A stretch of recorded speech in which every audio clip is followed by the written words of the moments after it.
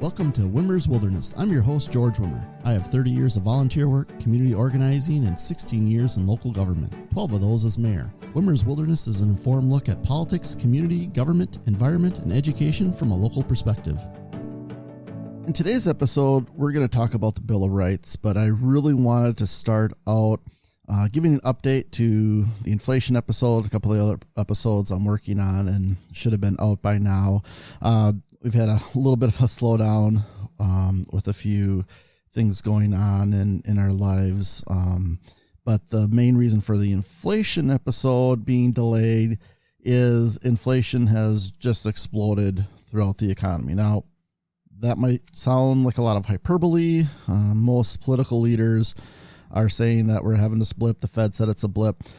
But when you're experiencing the type of inflation in food, you have a lot of used cars now costing more than what they cost when they were brand new.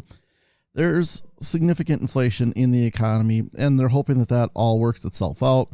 But I wanted to get some more data on that to put into that inflation episode to kind of have, to show more of the relevance and really how spikes in inflation can hurt those on the lower economic end of the economy, and why keeping wages growing with inflation, which they certainly haven't, except for higher end wages and CEO pay and all that kind of stuff. And we'll get into a lot more in the inflation episode. But I wanted to really show how some of this is impacting people today as well. So hoping to get that wrapped up soon, but it's a pretty complicated episode to complete. Now on to the Bill of Rights. So I think a lot of people hear the Bill of Rights, they hear my First Amendment right, my Second Amendment right. They don't know too much more about the other 10 amendments that are included as the Bill of Rights. And most people certainly don't know the history of the Bill of Rights and how it kind of all occurred. People talk about the Bill of Rights as if it's in the original Constitution, which it certainly wasn't.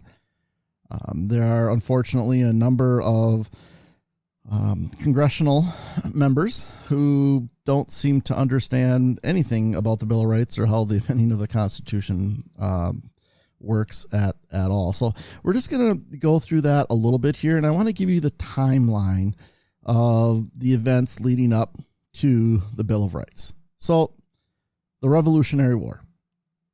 A lot of people think of the Revolutionary War, the start with the Declaration of Independence, completed and signed and ready to go July 4th, 1776, as kind of the start of the revolution, which the revolution had already been going on for over a year. April 19th, 1775 is considered the start of the Revolutionary War, which then did not end until September 3rd, 1783. So the Revolutionary War was a long war. We lost most every battle that occurred during that war.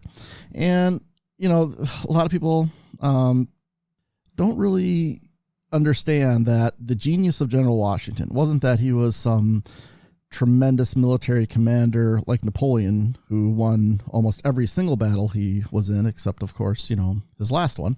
But President Washington, when he was General Washington, lost most military engagements. But his genius laid in the fact that he wanted to keep his army intact. He knew the deficits of his army.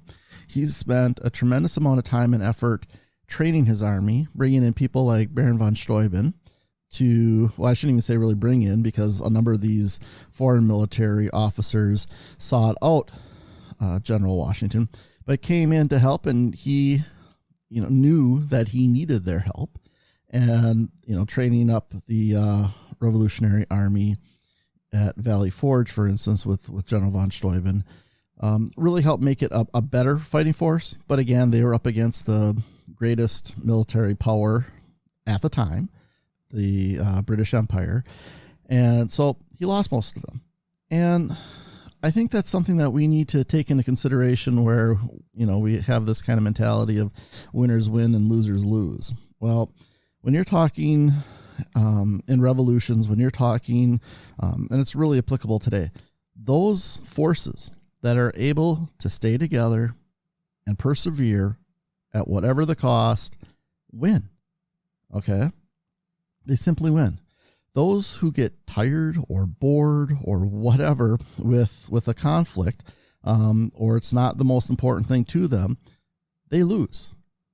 It's not often about winning the most battles. You have lots of armies that won most battles, but yet ended up failing to win the war.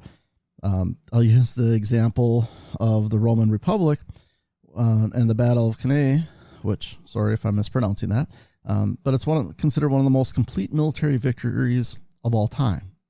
The Roman Republic sent out 100,000 men or so to fight against Hannibal. Hannibal won that battle with tremendous tactics, crushed, almost wiped out the entire force. And what happened to Rome? The next spring, they sent out another 100,000. And they kept doing this because year after year after year, Hannibal was defeating them on the Italian peninsula. But Rome did not stop, and then they came up with other tactics, and then they eventually took the battle to Carthage and made Hannibal leave the Italian mainland. But the only reason I bring that up is that you have these great, fabulous leaders who win a lot of battles but don't win the war. General Washington won the war. And why that's important is because the form of government we were operating under during the Revolutionary War and afterwards, the Articles of Confederation, which really was a significant document. It was kind of that first step into recognizing the fact that the 13 colonies were united in some form, which was a big deal because most people, if you lived in Virginia, you considered your country Virginia. If you lived in Massachusetts, your country was Massachusetts. They didn't consider it, certainly not a United States of America at the time, or even, the country of America. They just felt like they joined together to throw off the, British yoke, and they would go on about their own business. And the Articles had a lot of weaknesses. Each state only had one vote in Congress.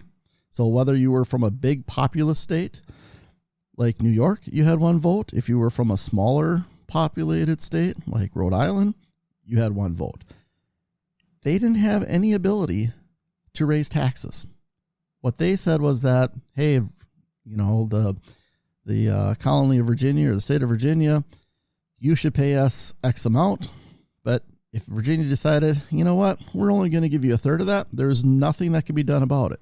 The next big issue was that Congress at this time, they couldn't regulate trade. Each individual colony or state decided who they're going to trade with, how they're going to trade. They set up tariffs in between the individual states. So if you wanted to send something from Massachusetts to Virginia, you would have to pay an internal tariff.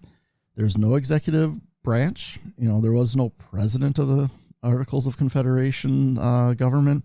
You had Congress, which had all the power, but there was very little power to be had, unfortunately. And there was no, national court system. Each individual state had its own court system. So there are a lot of weaknesses there, but it's one, I guess, overarching positive was that it got people thinking that there was a joint, goal in mind, and that all of them working together in some form would definitely be better than being completely on their own. So we go through the Articles of Confederation, which lasted up until 1788.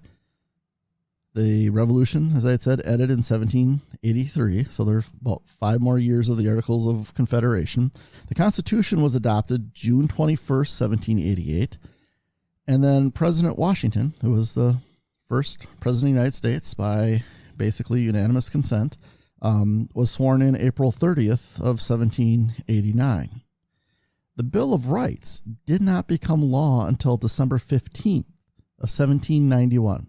So you had from June 21st, 1788 to December 15th, 1791, without any of those individual protections in the Constitution. We're going to talk about what happened in those roughly 3 years and why we have a Bill of Rights. In order to know what happened in those 3 years, we need to talk about James Madison. He would become president of the United States. He He was also elected to the very first Congress that was seated.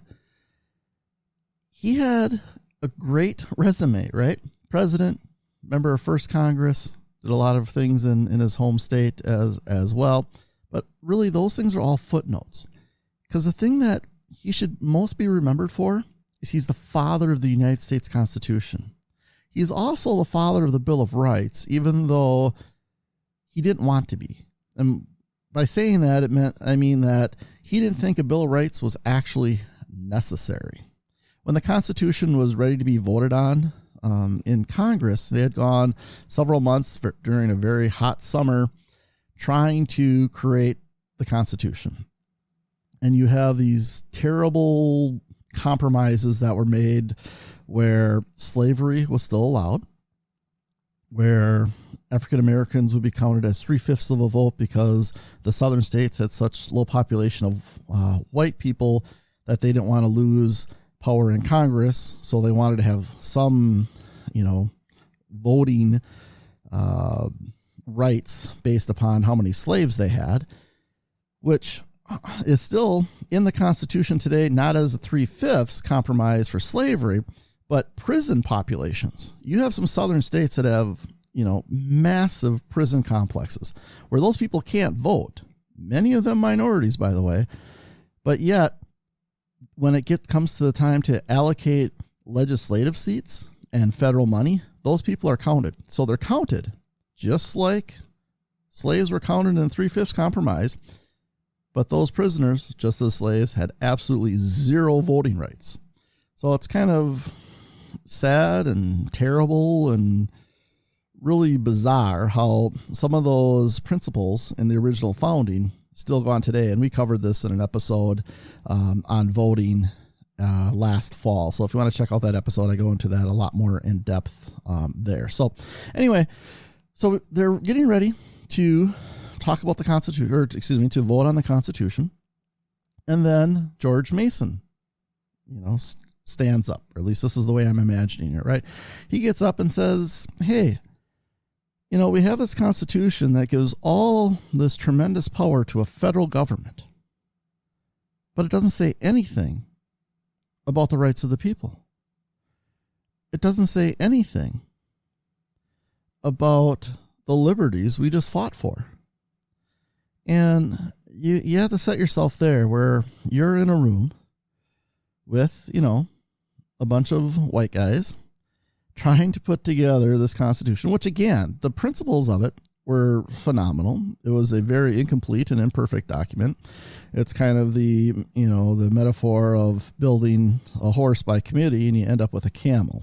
And that tells you what often happens when you have a committee trying to design something. You get a lot of things added on and you end up with something that isn't quite what you intended to get to. And that's the Constitution, because you had a lot of differing, interests fighting each other. So after these battles, after all these compromises, after things that, there are people in that room who hated slavery with every fiber in their body.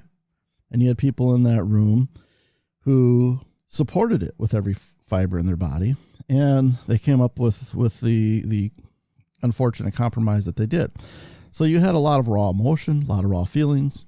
You have George Mason standing up and saying, what about these individual liberties?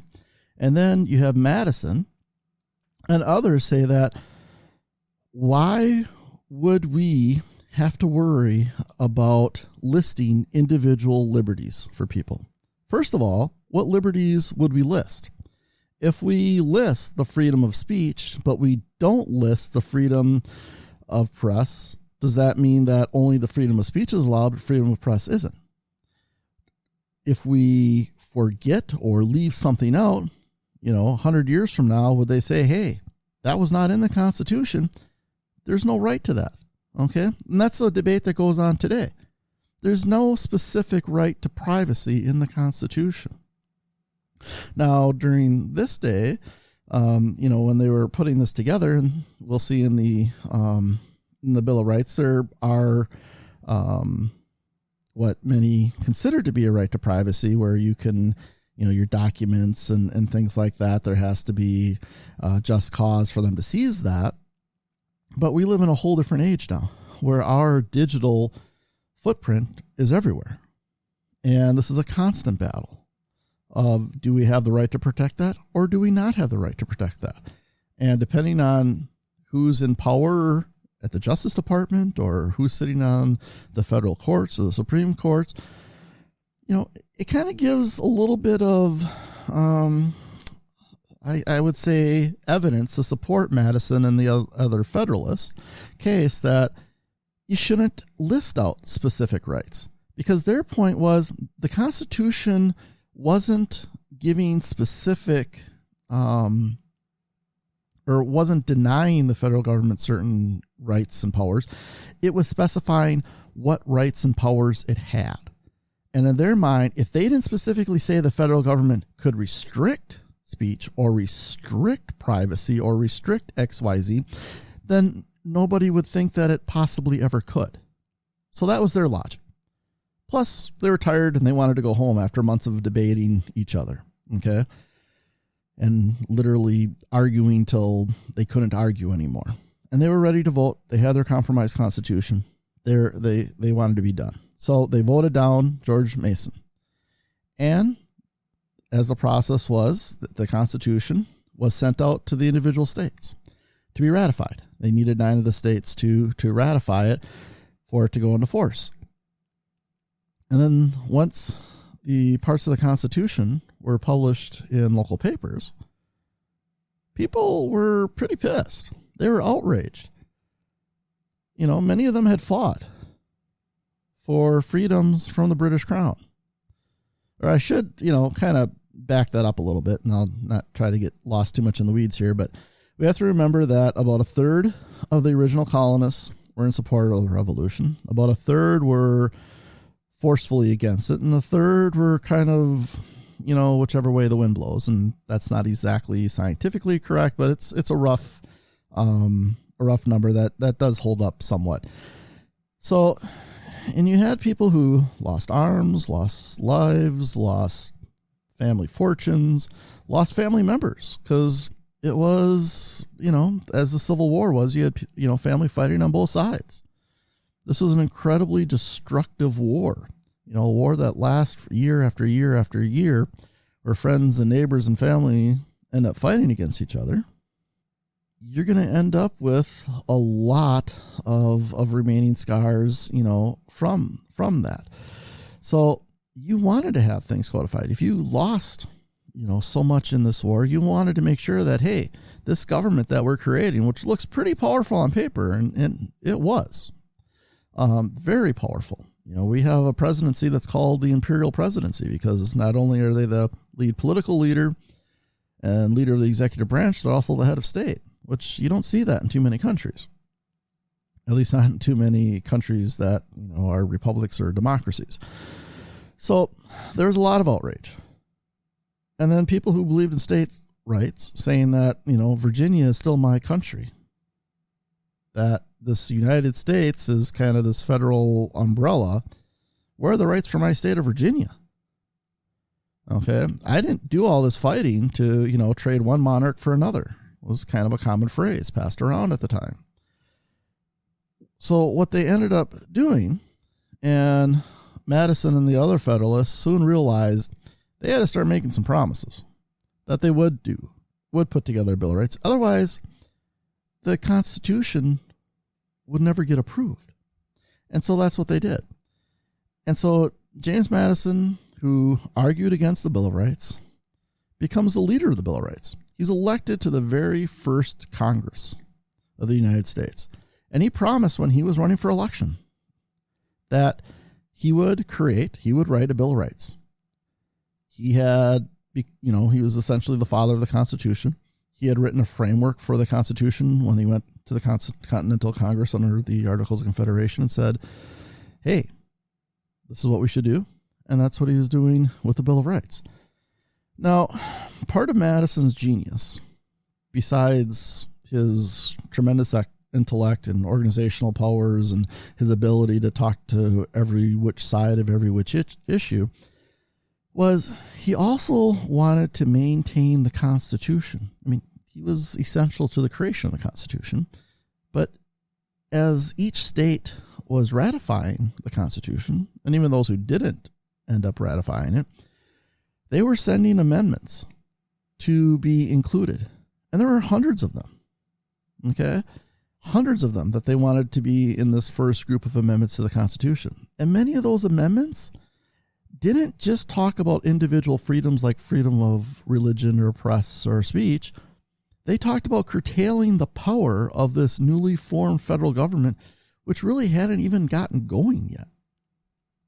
So he did not want that. He wanted the original Constitution for the powers that were given to the federal government to be untouched. And by becoming the champion of the Bill of Rights and writing the draft of the Bill of Rights that would be considered by Congress, he was able to essentially shed off all of the potential amendments that would have limited or significantly changed the federal government. So Madison started off with 20 amendments that were considered by the House. And as in any process, if you've been in any level of government, changes get made to all of your ideas. Okay? So the House took his 20 amendments, made some changes, and they took it down to 17 amendments. Then those 17 amendments were shipped off to the Senate. And the Senate shaved it down to 12 amendments. So 12 amendments. And that was finally ratified by a resolution, a joint resolution of the House and Senate. The final vote was September 25th, 1789, to be sent out to the states to approve. So there are 12 amendments at that point in time. So obviously, if the Bill of Rights is only 10 amendments, we lost 2 of those amendments. Our First and Second Amendment weren't the original First and Second Amendment. The original First Amendment to the Constitution came up with a formula for determining the size of the House of Representatives based on the population of the United States in 1789. That amendment could still be revived, because any of these certainly can be revived how they wanted to formulate it, but it hasn't, and most likely won't anytime soon. The original Second Amendment was determining how and when Congress was paid. And that, again, did not get ratified by the states, but it was sent out by Congress itself. It, however, was revived, and it became the 27th Amendment to the Constitution in 1992. So if you think about that, an amendment that was originally proposed when the Bill of Rights were sent out in joint resolution 1789 was revived and was passed through Congress and through the states and ratified in 1992, and became the 27th Amendment. And essentially it says that Congress can say that we're going to raise our wages, but that doesn't impact Congress until the new members, or the new Congress, is seated. So you can't essentially vote to raise your own pay until the voters get a chance to say, yeah, that's okay or not okay to keep you in Congress. So just a little bit of history to add on to there. So that's how we get to these 10 amendments. Okay. So Madison, who was originally against them, he was the father of the Constitution. He didn't want anything to mess that up. And then he became the champion of the Bill of Rights and the father of the Bill of Rights in my mind, because he wanted to protect that Constitution, but yet still saw that the public outrage of not having those listed liberties would be a detriment to the success of the Constitution and to the United States itself. And this was at a time when nobody knew if this government would last a day, a year, 50 years. They might be surprised that it's lasted this long. Now, obviously, there's been a tremendous amount of change, a tremendous amount of conflict and pushing and pulling. But the main thing I want people to get from this episode, and we're going to go through each of the 10 amendments here in a minute, but the Bill of Rights was not part of the original Constitution. When people talk about original meaning of the Constitution, the Bill of Rights is not part of the original meaning of the Constitution. the Bill of Rights came out of anger and frustration of the common man, of individual state leaders, because they were afraid the federal government was going to have too much power. All this talk of originalist and the Second Amendment, which is, a hot issue. And when we get to the Second Amendment, I'm going to tell you my personal view of the Second Amendment, which might give some people some twists and turns of about me, because many people think I'm incredibly liberal when really I believe I'm a small c conservative. You get into these debates when people say, well, this is what the founders wanted to do, or this is what the the people who wrote the Constitution wanted to have as a Second Amendment. One, it wasn't to be the Second Amendment. It would have been the Fourth Amendment. Okay. So if you want to list them as, most important, which I don't believe the enumeration is a most important list, but man, do people who fight tooth and nail in the Second Amendment sure even think so. It is something that just drives me a little bit crazy, because the Federalists who were behind the Constitution not only did not put it in the original Constitution, they actually fought against having a Bill of Rights included in the Constitution to begin with. They had no desire whatsoever for it, but only after a strong negative reaction from people in individual states and the fear that the Constitution itself might just get thrown out the window, did they then design the Bill of Rights. That, if there's nothing else you take away from this episode, you need to understand that.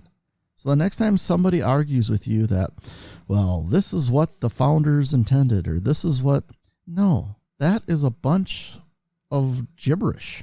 It just really is. Many of the people who were the quote unquote founders of this country had no input into the Bill of Rights at all. It was the original members of Congress. Now, you do have people like Madison, who was the father of both, essentially, one by design and one by sheer necessity to save his first creation, the Constitution. And I love James Madison. Don't get me wrong. He's a tremendous individual, probably the least well-known of the quote-unquote founding fathers. We need to understand how our government was put together, why it was put together, and that there can be a lot of benefit from, and I don't want to say protesting, but a lot of this was protesting to get the Bill of Rights together. But maybe we should just call it vigorous lobbying, huh?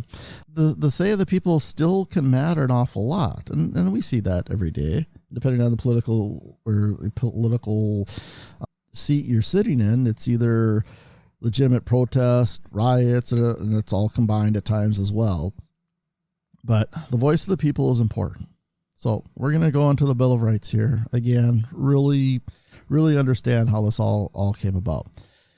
So the First Amendment is as follows. Congress shall make no law respecting an establishment of religion, or prohibiting the free exercise thereof, or abridging the freedom of speech, or of the press, or the right of the people, peaceably to assemble and to petition the government for a redress of grievances. Now, many people consider the First Amendment, they talk about freedom of speech, which has actually grown. So it's not just the words that come out of your mouth. It can be the clothes you wear, differing things along that line. In local government, we always would have difficulty with, somebody wants to put certain things up that may be vulgar, may be hateful, and there can be restrictions on that type of speech. But I'll give you an example, political signs. So many communities have a window. Okay, you have your, from say a week to a month before a primary and then to the end of a general election. Well, there's nothing more political speech than saying who you support, right? Or what issue you might support. But a lot of communities try to say, okay, well, you can't have that Biden or that Trump sign in your yard, 10 days after a campaign. Well, you probably actually can have it up all year round if you want, and many people do. So there's a lot of kind of back and forth on some of the establishment of this, and you get the common one that's always talked about is yelling fire in a crowded theater, that type of thing. So there are limitations. So these aren't absolutes, but that's the First Amendment. I think people know the First and Second Amendment fairly well. They may not always agree with it. Now again in Congress, we have a couple of Republicans that are saying that they want to protect the United States flag from being burned in protest, which again has been found to be unconstitutional because it's a form of speech. The United States flag, as much as being a Boy Scout, to meet a military family, respect and revere the symbolism of that flag, it's what that flag represents that needs to be protected, which is freedom of speech. So you do get these kinds of hot button things every once in a while that kind of push people into a bit of a rage. Establishment of religion is I think another one in here that people sometimes don't quite understand. So all that states is there can't be an official church of the United States. Now, many people, especially people who aren't Christian, feel like a lot of what's in government, in laws and government exercises, things that they do in practicality is a Christian-based religion. Many towns across America still have community Christmas trees, different things like that. You'll every once in a while see a court case or an issue, and usually it's settled before it goes to court, where a community will have a nativity scene on public property, and then an atheist group or some other group will come and say that's not right, which by law you can't have an established unless you're going to allow, multiple religious displays. You can't just only allow one, even though in many places it's been that tradition, for 100 or 200 years. The law itself, the Bill of Rights, the First Amendment is very clear. You can't just establish one particular form of religion at any level of government. So with that, we'll go on to the Second Amendment, which I'll read and we'll go into this. And then I'm going to talk about Penn and Teller, which might be a weird segue for some people if you don't know much about Penn and Teller. But so Second Amendment, a well-regulated militia, being necessary to the security of a free state, the right of the people to keep and bear arms, shall not be infringed. Now, all those commas cause some controversy. All those, depending on what side of the Second Amendment you're on, you read it differing ways. Now, I'm a person who believes that you should have significant background checks. I believe in red flag laws. I believe that someone who is not of right or sound mind or who has criminal intentions or criminal past should not be allowed access to a firearm. But I believe the Second Amendment is there not for personal protection, not for hunting, not for any other reason. The Second Amendment is there so you can have guns to protect yourself from a tyrannical government. There's just no other way to read it with all the historical evidence leading into it. Now, many people consider that a pretty radical idea today, and I understand the basis for that because so many, quote unquote militia groups, which aren't militia groups as stated in the Second Amendment. The Second Amendment talks about a well-regulated militia, which equates to today's National Guard. Okay. So let's just break this down and then I'll get back into my own belief on this amendment. This amendment comes out of, we just fought the Revolutionary War. They're saying a well-regulated militia. So National Guard, right? Being necessary to the security of a free state. Makes sense, right? National Guard is important to protect the people. The right of the people to keep and bear arms shall not be infringed. So the way that I read it, and many people read it, and many people read it a completely different way as well. But the way that I read it, with all the historical evidence behind it, that even though we have a National Guard, which is absolutely necessary, and having an Army and a Navy and an Air Force and Marines and Coast Guard and Merchant Marine and all that, having that is absolutely necessary to the security of the people. But just because we have that doesn't mean we can tell people you can't have guns. Okay. Now there's lots of regulations around long guns. I can't have a Stinger missile, to shoot planes out of the air. I, can't have a machine gun. And yes, I know there's special regulations around antique weaponry and differing things like that. I'm not going to get into that. I'm just talking common everyday practices. My right to own a gun can't be infringed upon because we have that well-regulated militia.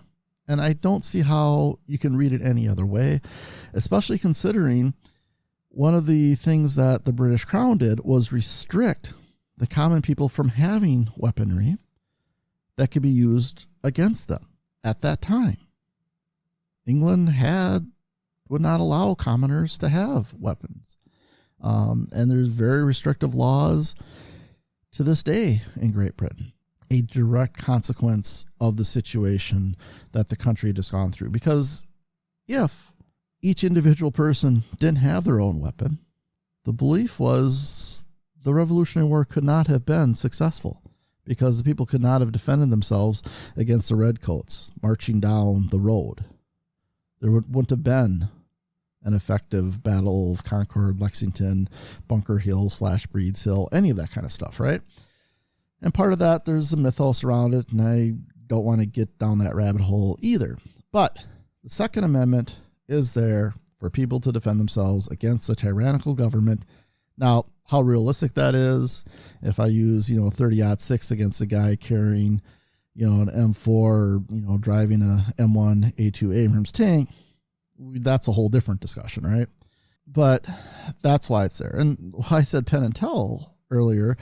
Look up Penn and Teller, Second Amendment, YouTube it, Google it, whatever you want.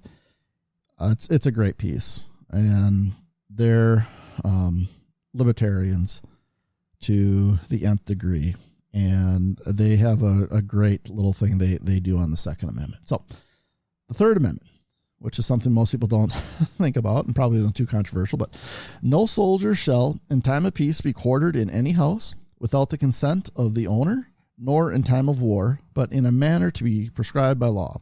So you can't, again, the Third Amendment, a number of these amendments all came out of the Revolutionary War and what Britain had done previous to that and even during that, where they would have, the redcoats essentially take over private homes and the family there had to support them, feed them, whatever, in their own home at their own expense.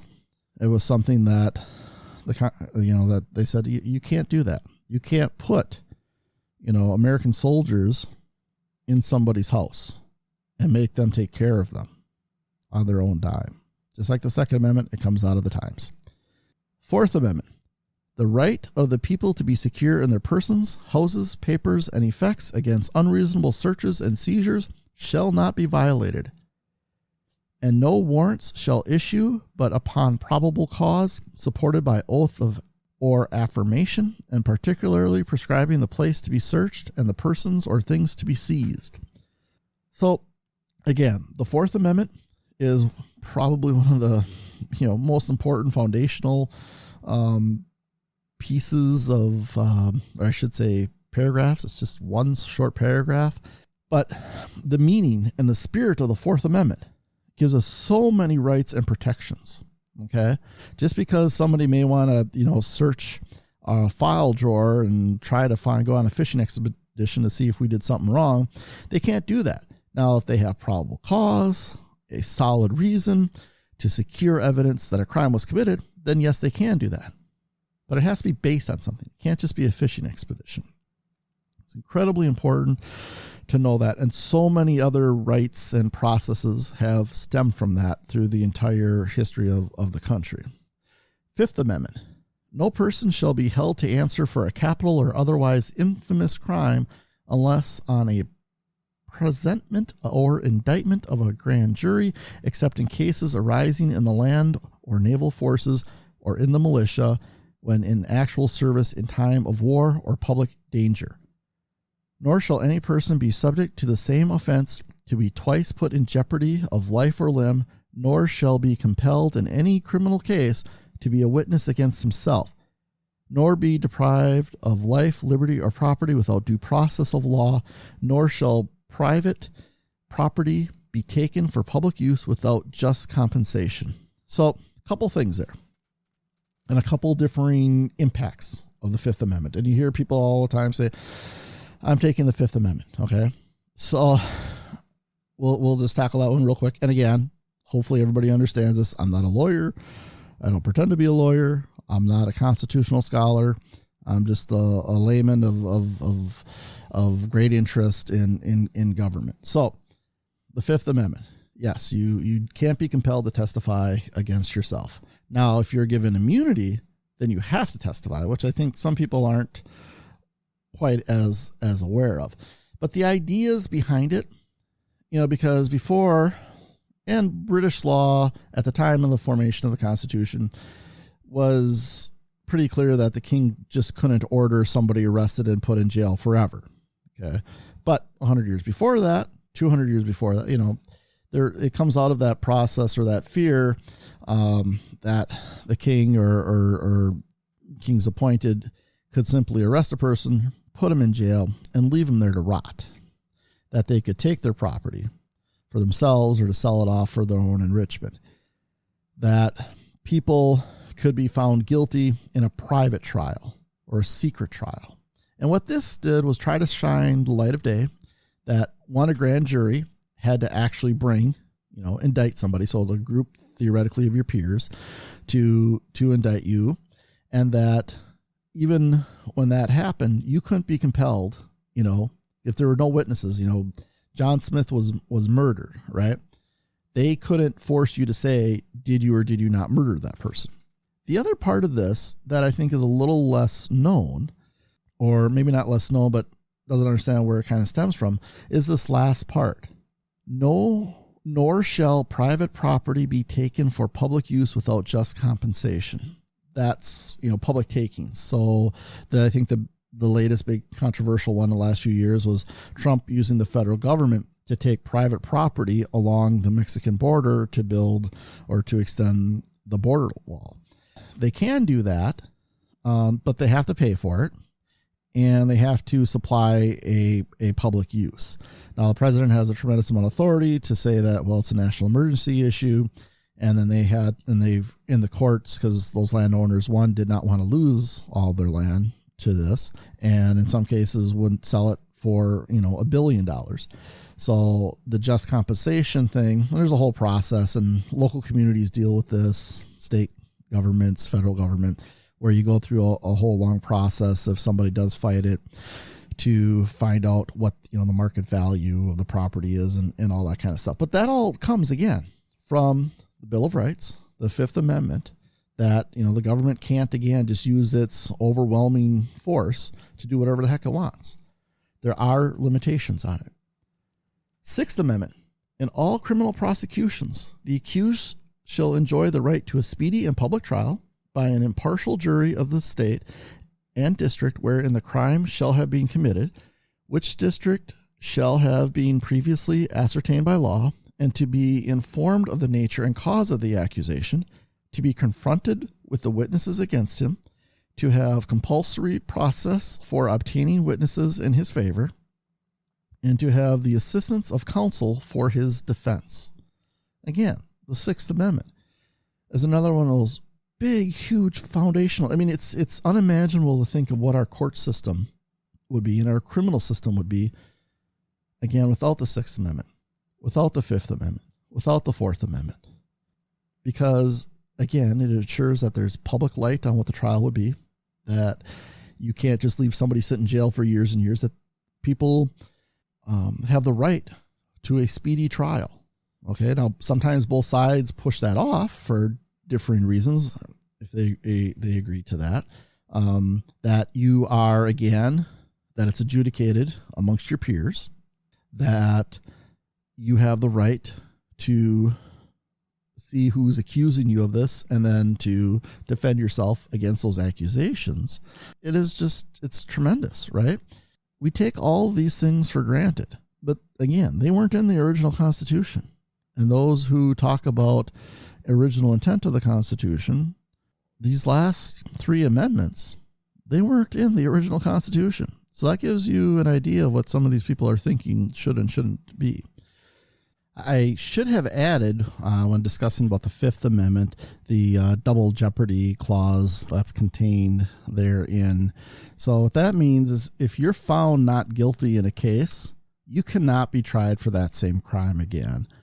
And that's why, even though a lot of people get frustrated when a case isn't brought as quickly as they think it should be, or, a prosecutor may bring in charges, but then doesn't go to trial because of whatever nuance may have occurred, oftentimes because they don't want to go to trial with an incomplete case, lose that trial, because then they are no longer able to prosecute the person for whatever that crime was. So it's important for people to kind of keep that in mind when it does take some time to get enough evidence together, or the initial charge is a lesser charge as they continue to build a case against the defendant. So they want to make sure that they don't run into that. And then as a defendant, once you're found not guilty, and remember, it's not being found innocent, it's either guilt or not, or non-guilty.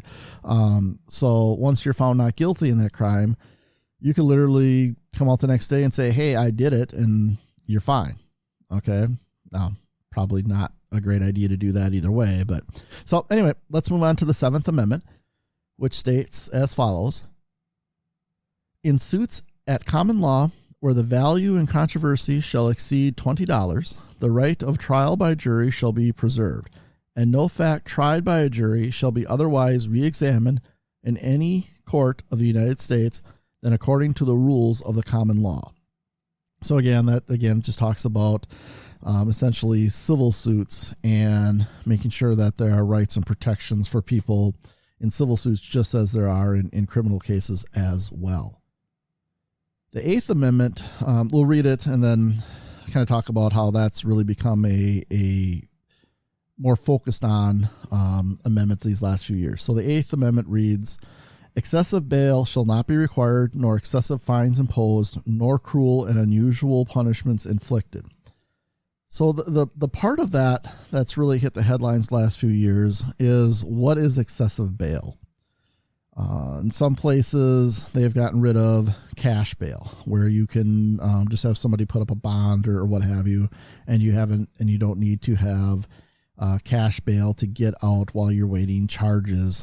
And on the one side of this change is the fact that a lot of poor people can't possibly raise cash bail. Okay. Can't raise any kind of bail usually. And so they sit in jail for months while wealthier defendants are able to get out, the next day type situation. So a lot of jurisdictions have either significantly reduced or gotten rid of cash bail and other bail requirements entirely. The other part of this, which, became an issue and kind of has receded, the nor excessive fines imposed. A lot of misdemeanor offenses. The big punch isn't the, speeding or the, getting arrested for some small offense or misdemeanor offense. It's all the fines. You'll get fines, court fines and fees and all these differing things, which when the initial cost of whatever you did might say, this is just theoretical, but might be $100, you could end up with processing fees and court fees and everything else that take it up to $500 or $1,000. There are city governments, and this came to light with the Brown case in Missouri, where people will have, or these towns will have, Ferguson, I believe was the city, when you looked at what their budget was, a significant amount of their budget, and they're by far not the only state or city where this occurs. This unfortunately occurs all throughout the country, but they rely on a significant amount of their municipal revenue to come out of fines. So what does that tell us? Are they great prognosticators of how much money they're going to get? Or do they set requirements that you need to get this amount of fines? to help balance the city budget, whatever that is. In my state and in my city, we don't have a municipal court or anything like that. The fees that are raised, different court fees, or they're district courts and that type of thing. So it doesn't benefit a city directly like that to any kind of degree. And you would never have a specific revenue spot for court fees. So it's just it's a crazy system. And I really think that is really an Eighth Amendment violation, that you're raising so much money. And oftentimes it's from poorer people who then can't pay the original fee and then start getting interest and everything else tacked on. And pretty soon, they're into the $5,000 to $10,000 owed to a municipality, which they're making payments on. Otherwise, they could be picked up pretty much at any time. It's just it's an indentured servitude that really needs to, again, hit the prime time and get reduced, like some of these other excessive bails and things like that have been reduced. So that's the Eighth Amendment. The Ninth Amendment. The enumeration in the Constitution of certain rights shall not be construed to deny or disparage others retained by the people. So that kind of gets back to that original concern of Madison and others, that if you list out specific rights, okay, that other rights don't exist. If I say you have freedom of speech, that doesn't necessarily mean that you don't have freedom of privacy. Okay. Freedom of privacy can be a thing. Now, some courts have said, well, they don't specifically call out a freedom of privacy. Therefore, you don't have the freedom of privacy. But this tries to address that. I think it's, again, a pretty vague amendment, and doesn't really cover the bases as well as we might like, but it is there, and people should do justice to the Ninth Amendment and really consider the idea of the original founders, if they want to be, doctrinalist, and really revert back to the original document and the thoughts of those people who wrote the Constitution, that the powers that weren't specifically given to the government, they don't have. So since the power to limit privacy wasn't given to the federal government, therefore there's no limit on privacy. So it can go both ways. The 10th Amendment. The powers not delegated to the United States by the Constitution nor prohibited by it to the states are reserved to the states respectively or to the people. That, again, is kind of one of those catch-alls that says, hey, if it's not specifically listed, you don't have the right, federal government, to impose any kind of controls on it. Now, that, again, only goes so far, because you have certain court cases, one specifically about the Commerce Clause in the Constitution, which essentially gives the federal government say on interstate commerce. Well, pretty much everything that is done, I buy a notepad. I guarantee you parts of, if not the whole thing, have crossed many state lines, meaning that the federal government gets to dictate anything they would want about that notepad. Okay. Now that's maybe an extreme case, but kind of letting you see that they have, clauses in the Constitution that could allow for heavy federal regulation on my yellow legal pad that I take notes on, that even though the Constitution doesn't say specifically that sometime in the future, when legal notepads become a thing, that the federal government can regulate those. So there are things in the original Constitution that, depending on your view of the Constitution as a living document, that can get applied. Because obviously somebody who's writing in 1789 is not going to have any understanding on what's happening in the 2000s. But the basic principles do carry through. And the great thing about our Constitution, because it is a living document, some people want to think of it as a document that should never be changed, that the original intent of the document is all that matters. I'm trying to show through the Bill of Rights, which weren't part of the original document. Okay. Yes, they were ratified very shortly after. There are other amendments that were ratified shortly after. The 10 amendments are called the Bill of Rights because the people literally said they wanted a Bill of Rights. Thomas Jefferson wrote while he was the ambassador of France during all this and said that the people need to have a Bill of Rights. He was also a big states' rights person.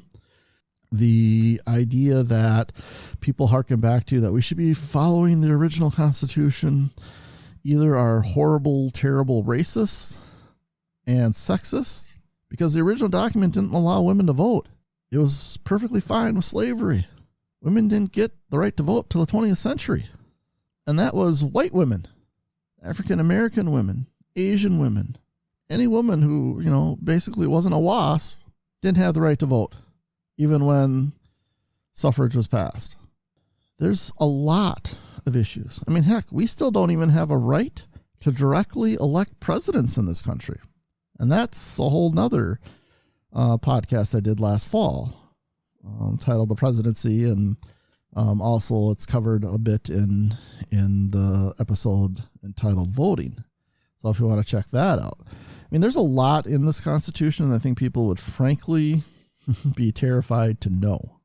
That's why you have to work in local communities. That's why you have to work in your local cities and counties and school boards to put pressure on state governments to do the right thing.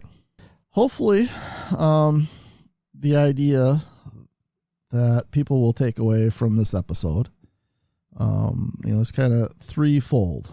One is, understanding a little bit, at least, about the history of how all of this came about. How the Constitution, which was completed, right, 1788, didn't get our first president until 1789. The Bill of Rights were not ratified till the very end, December 15th of 1791. The Bill of Rights, the first 10 amendments, were not part of the original Constitution. People need to understand that.